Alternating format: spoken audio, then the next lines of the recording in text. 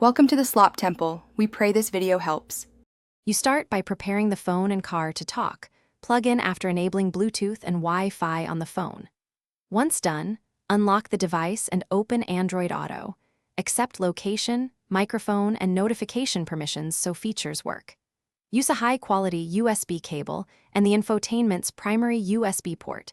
This avoids intermittent disconnects. Make sure the Baleno's head unit is powered on and select the Android Auto option on the screen. You're now ready to begin the pairing sequence. You'll see a pairing prompt on the Baleno's display, tap Accept, and then confirm the Bluetooth pairing on your phone. Next, allow Android Auto to access contacts, messages, and notifications. This enables voice calls and SMS readouts while driving.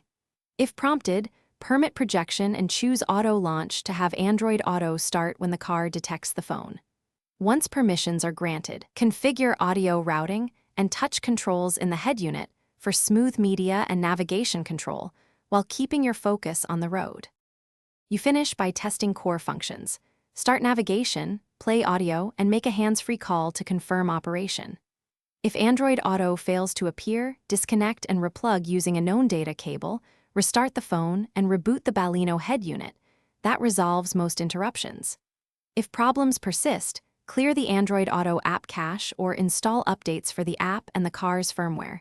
This fixes compatibility issues. Remember one tip: intermittent audio or mic problems often trace back to a faulty cable, so swap it first.